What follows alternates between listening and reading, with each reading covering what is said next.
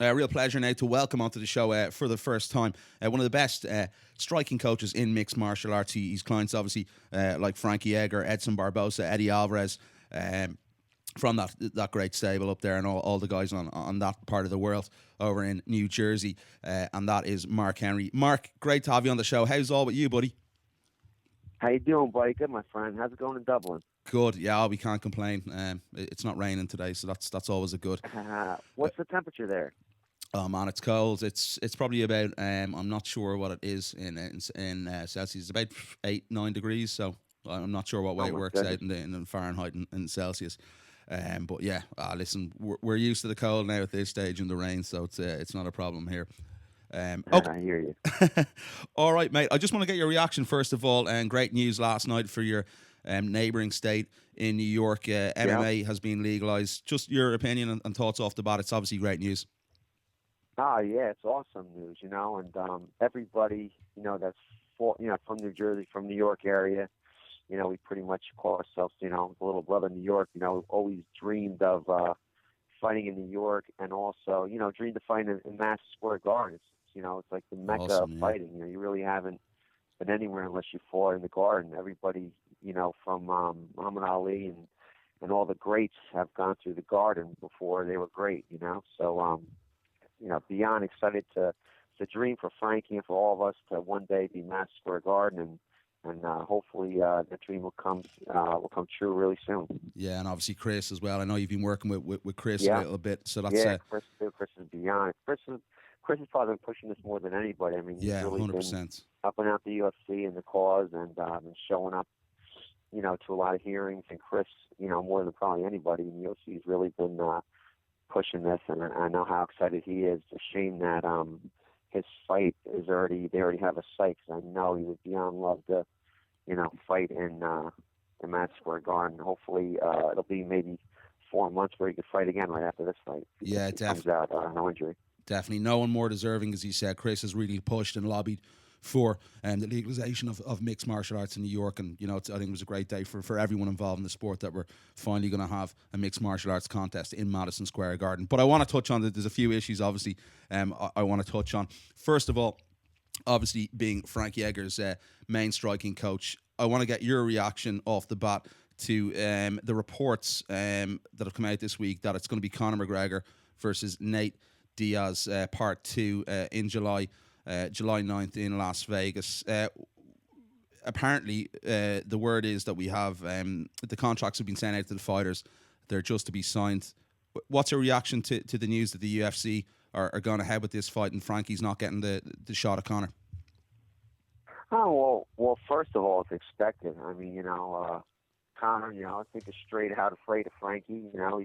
He won't fight Frankie. They called up this time, but they weren't going to give that fight to Frankie. Even off this last injury, they called Nate before they called Frankie. And you heard how Nate said they've been calling him for the last 2 months about this fight in case something happened. So even if Frankie's groin was okay, they weren't going to give that fight to Frankie, and we knew they weren't. And it's typical, Notorious, just Notorious keeps running away from Frankie, and he won't fight any. The UFC hasn't given him any wrestlers on a full camp. Yeah. He hasn't fought the likes of even like a Nick Lenz or a Clay Guida or a Lamas, Mendez on a full camp, or Frankie. It's a joke. They're really it's like a circus act the way they're bringing this guy up, and it's unbelievable how he doesn't get this. I just don't understand the rematch. I mean, you're fighting a guy, you're basically a 55er. You fought a 55er.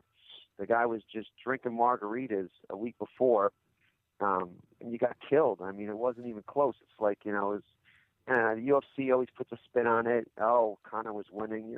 It's equivalent to a soccer game. In the first 10 minutes, the other team's up 2-0, and they lose 10-2 by the end of it. It's a 5-round fight. It wasn't close whatsoever. Nate rocked him, Nate hurt him, standing, and then he finished him off on the ground. 2 different ways he was beating him in that second round. So Conor shot a horrific shot, that our high school kids don't shoot. And, it was awful. And how his mommy and daddy give him a rematch, I guess, Conor has to win. So Conor lost off of, a guy with no camp. So, I guess we keep going till Conor gets his way. I guess I just don't understand it. But me, I could really care less where Conor goes. I'm just really hoping that he lets go of the belt. I mean, obviously, his coach says he has a hard time making 45. We've seen him walk around looking like death. On weigh-in day, so 45, it's so hard for this guy to even make, if Frankie cut the weight this guy cuts, he'd be a 125er. So just give the belt up. Even his own training partner just said recently that he should be at 55 and how big he is. He walks around 173, 175. Yeah. I mean, fight 55. Are Frankie's thoughts obviously similar to what you're saying there? Is Frankie along the same mindset of what you're saying there about Conor, that he doesn't want to fight Frankie and is avoiding Frankie? Yeah, I mean, at this point, we definitely think, all the fans, really want this Frankie fight. Yeah. I'm sure you've seen it in all the polls. Yeah, no, I agree. As I said to you, I said it last night. I was on a national station here. I agree. I think it's the fight the UFC need to make. I think it needs to happen, this fight, but they're obviously going down the rematch. The guy hasn't defended the belt yet. It's been now 2 fights and he hasn't defended the belt. It's a rematch for a fight that was pretty meaningless, Yeah. I think how do you rematch this? Yeah, I think Conor's... knowing Conor, I think his ego, he wants to avenge that loss. That's personally the reason why I think he wants to take the fight. But do you think that Conor and Frankie are going to throw down at some point? Do you think? I have no idea. I mean, if he loses this fight, if Nate, beats him by submission or takes him down, I'm sure they won't let him near Frankie. And each fight, this guy's, each fight they're really giving him a good opponent. Except for Aldo, I give him all props with that. I mean, the stardom is losing its glitter. You know what I'm saying? He's getting duller and duller. You see him fight, like Mendez. Mendez was wrecking him. You see him fight, Diaz. Diaz was crushing him in the second. You let him fight guys that are all around good fighters or his size. Like 45, he's so much bigger. Aldo is a big 45er. Yeah. And I mean, he made Aldo look small. So, unless he's fighting someone he's a lot bigger than or he could bully, I guess he does very well. But if he fights guy, I mean, I do not see this guy doing well with Eddie Alvarez. Khabib. I mean, this guy Khabib. Well, what would Khabib do to this guy, or Edson Barboza with a head kick, or Dos Anjos, who already did really well with Nate Diaz. So I don't ever see this guy ever seeing another title in his life, unless it's at 45, where he's just way bigger and could bully people because he weighs a lot more. But I don't see it any other way. Is Frankie willing to go? Is the camp willing to take another fight? Obviously, Jose Aldo has been mentioned in recent days. What I'd like to see happen is, if this Nate and Conor fight is going to happen, that possibly Frankie sit out and Jose maybe faces Max Holloway. Does Frankie want to get in there in July regardless? Yeah, Frankie's probably going to fight. But what we're hoping for is that they make this guy get rid of the belt. I mean, this is your second fight, that you're not fighting at 45. You still haven't defended 45. I mean, if you're not going to fight 45, and it's your second fight not fighting 45, I think you need to give up the belt. People will say, oh, well, he only won the belt 3-4 months ago. But that's not what you look at. This fight's not till July. So he wouldn't be able to fight another fight till 3-4 months after that.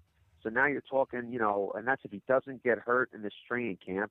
That's if he doesn't get hurt in the fight. And that's if he doesn't get hurt in the next training camp. When they made this not Nate Diaz, when they made the Dos Anjos fight against him, I said, something's going to happen. Something always happens, and something's definitely going to happen. Dos Anjos is going to get hurt. He's going to get hurt. It'll be a close fight, or they're going to think, if it's even close, they're going to let Conor have a rematch with Dos Anjos, or he'll go up to 170. It's a circus. It's just ridiculous. It's not, true sportsmanship. It's not, He's running his mouth saying that Frankie beat Mendez, a smaller version of Chad, that he would fight Frankie, that turned into a lie. Then he said he'd fight Frankie in July. He promised he'd defend the belt in July if they let him go up one weight class, and now that's a lie. The guy's a liar. He's either a liar or he's afraid or he's both. Do you think... how's Frankie's groin, first of all, as well? Obviously, he tore the groin. Is he back fully training? Nah, he's definitely not fully trained. We did pads yesterday and stuff, but this is the longest that he's never not sparred. I've known him like 11 years, and man, he hasn't sparred in a while. We're gonna try maybe in 2 weeks for him to box spar, not even MMA spar.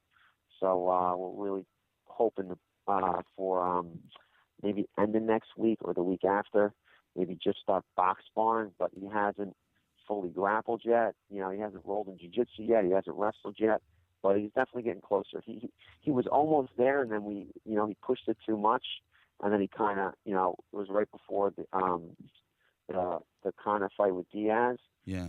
Where a week before we thought he was coming on strong, and then he totally hurt himself and kind of went backwards because he pushed a little too hard, which Frankie always does. How frustrated is the camp getting with the situation with the UFC that Frankie hasn't got the shot at Conor? Is it almost is the relationship breaking down with the UFC with Frankie? I would say that. It depends. It's what they're going to do with this title. I think too. It's, this is his second fight not fighting for the title. He could possibly get hurt. And he should just let it go. His coach says he's too big. His own teammate says he's too big. I mean, let the title go. Let Frankie and Aldo have for it. And then there's not a problem. But if Frankie has to wait again, the problem is this too. If Aldo gets the next shot, then what? God forbid Aldo wins. There's going to be a third rematch. And then, Jose doesn't like to fight too much. If he holds the title, it's going to be held hostage, And then you have Jose talking about the fight never happened. I have it on TiVo. The fight did happen. It was 13 seconds. Yeah. Exactly. So, I don't think Jose should, personally, in my opinion, I don't think Jose should be next in line at all after losing so convincingly in 13 seconds. Yeah, it was just a bad loss. Otherwise, I'd say definitely Jose deserves it. I mean, he's an icon, man, 10 years. But the way he lost it, Exactly. Yeah, no, I completely agree. How good is Frankie's boxing in terms of being a mixed martial artist? Is he one of the best in the world? Because obviously you're a highly decorated coach. You've coached some of the best guys in the world. Is Frankie the best? Yeah, I mean, he spars guys that have had titles. He sparred guys that have had the bronze medal. He sparred like very, very high-level boxers. I'm talking like ex-champions. Yeah. I'm talking guys that are ranked in the top 10. Sometimes we'll go young guys, but they've won the nationals and stuff like that. So, I mean, the guys that Frankie's sparring, very, very high level. I don't want to sound bad on Conor yet. I think Conor has some of the best striking I've ever seen. Yeah, I was going to ask. At boxing or MMA or whatever. I want to put, a lot of stuff I joke around because we're frustrated. So the only thing you can do is make light of it and joke. But I know Conor's striking is phenomenal, and his personality is better than his striking. So you match those two together, and it's really good. Yeah, the thing is, Conor also too is really big. When Conor fights people his own size, it's a little different. Just one last question on this situation before I just want to talk to you for a few minutes, obviously about Chris and a couple of the other guys. What is going to happen in your opinion this summer for Frank? I'm really hoping that, what we're hoping for, everybody, Frankie wants Conor, we all kind of want Conor, but me, I really don't want Conor. What my thing for Frankie is to I always want him to be 3-belt champion. I want him to be known as the best fighter, to have ever fought. And I think if he'd be the only person to win 3 belts, and it's definitely in grasp, he beats the next fight a 45 belt, and he's going for a 35-pound belt. And he could be the first guy ever. So for me, I could really care less about Conor. I just would love 3 belts. The only thing I want Conor is because he has the dang belt, and hoping that they don't, it better not be an interim belt. That would be devastating because an interim belt is might as well be no belt. It's a total joke, the interim belt. But so I'm really hoping that they gives up the belt and he could fight Jose. And I just want the belt. Whoever has the dang belt, that's what I want. I love for Frankie to be a 3-belt champion, and I think it's within our grasp. And the reason I do is because Frankie's got so much better the last 2 years. He was getting, always getting better. And in the last 2 years, he's really exploded in everything on getting better. Even his last 5 fights, he has 3 finishes in 3 different ways. Ground and pound with BJ, submission with Cub, and knockout with Chad. So, he has diversity, where he could take you out in different ways. And I think that's what makes him dangerous is he's a true mixed martial artist. We've added Anderson Franca, who who is Marlon Marias, who we train, and Edson Barbosa's Muay Thai coach. And, he's only making Frankie better with his Muay Thai. So, his kicks are getting a lot better, Is that what Frankie wants? Does he want the 135 belt as well after? Is that in his mindset? Yeah, I mean, he wants 3 belts, but Frankie is really good concentrating on one at a time. So of course. Right now he's concentrating, we want to concentrate on the 45 because we're so close. You know what I'm saying? Like, I wish, if the new Conor was hanging out, maybe he would have went to 35 and fought Cruz, but they already gave it to Faber. So, that was an option that was taken out.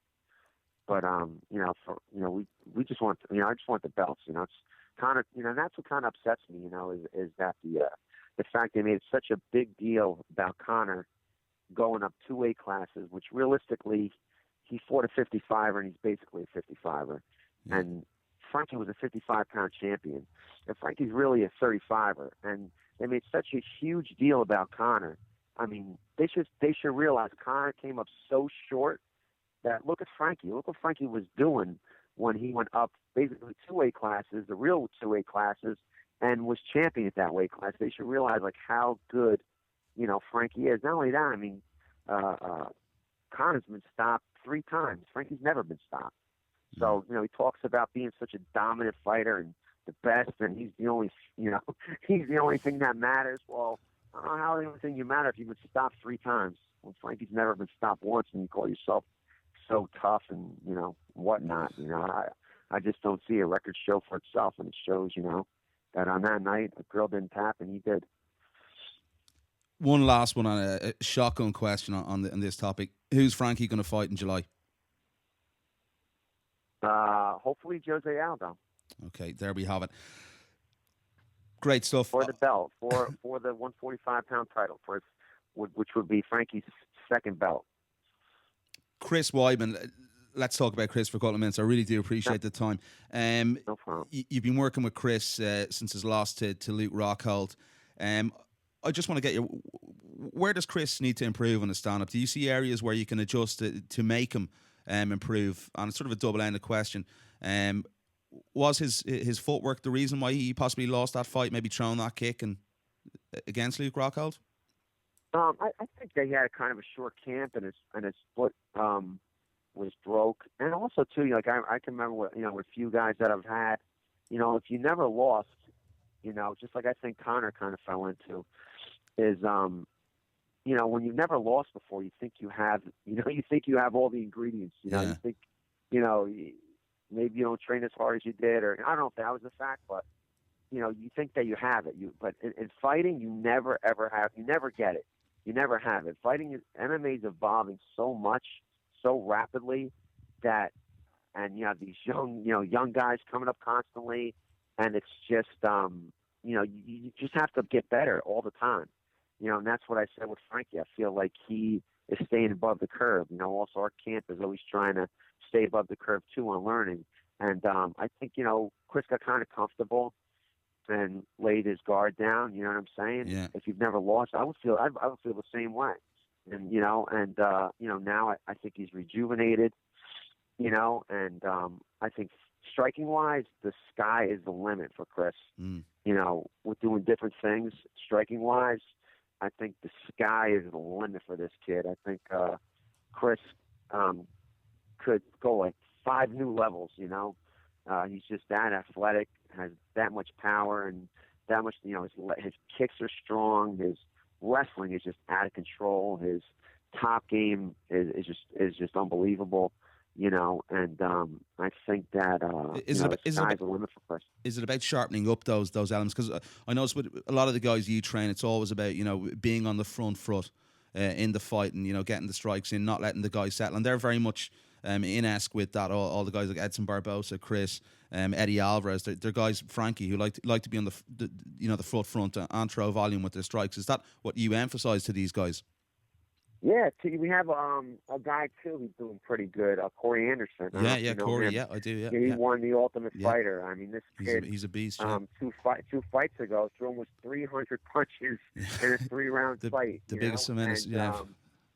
I think he has some record too. He posted a while ago that it was the most strikes I think thrown in a round. Volume or something. Most volume per per round. That's so, right, I yeah. mean, he has the most volume per round. The kid's on his toes all the time, and he's a 205er. And his movement and feints and combinations are coming along really, really well. So pleased with the way he's coming along as a fighter, and a kid who's never did striking before in his life. His footwork and his movement and everything is really coming along well. And he's already, the kid's only been fighting a short time. I think he's ranked like 10th or 11th or 12th or something like that. So that's pretty good, being ranked in the top 10 to 12 that fast in your career. So Chris is going to do the business against Luke Rockhold, you feel? 100%. I'm so confident with Chris and so excited each time we train, because he's just making leaps and bounds, every time, we get together. And we've always been family, with Longo's gym and his gym, we're under the Henzo Gracie banner. So it's always a family affair of us all getting together. We've been around each other for so long. So, it's awesome, working with those guys, Ray and Matt. And, it makes going to, as you would say, work a lot of fun. Yeah, definitely. All seem like they're a good bunch of guys. And one guy we've had on the show here plenty of times in the past is Eddie Alvarez. Just to wrap it up on Eddie, title shot for Eddie, is that the way forward for him? Is that the fight that he needs next and the fight he should get next? Yeah, I'm hoping. I was at Eddie this morning, man. He's looking good, and that's what we're hoping, man. We're really hoping. Eddie beat the number 3 guy, then he beat the number 1 guy. Yeah. So, what else do you have to do? And I know that if Habib beats Ferguson, I know that Habib has Ramadan, so I don't know if he'll be able to fight or not. So I don't think why he wouldn't. I'm thinking that would be the only other option. So it'd be great if we had a Chris Weidman, Frankie, and Eddie in our small little gym, and in 1 year wouldn't be too bad. You're doing fantastic work down there, Mark. And where can the guys find you? Where can they hit you up? I really do appreciate the time. Thanks so much, man. Thanks so much for having me, and respect. Love to get over. One place I would more than love to go is Dublin. Love the Irish. You might want to hide you might want to hide your head after this interview. Around yeah, Dublin. They can kill me, man. But I still love, man. We have so many people from Ireland that live over here, and they're just amazing people. And we were over there, I remember, for the Vegas fight, man. They're just hysterical in the elevators, just stopping and all of a sudden singing. I know they're going to murder me, call my mother some names, but they're you guys have an amazing people. You guys have such a great sense of humor, such a great people, and really enjoy being around you guys fight week. Great stuff, Mark. Mark, listen, the guys can, I think, catch you on Twitter at Mark, Coach Mark 13 on Twitter. So hit Mark up there. Mark, listen, really do appreciate the time. I look forward possibly seeing you over in Las Vegas in July, and it was a real pleasure to talk to you. Hopefully we'll talk again soon in the future. Awesome talking, buddy. Go Irish.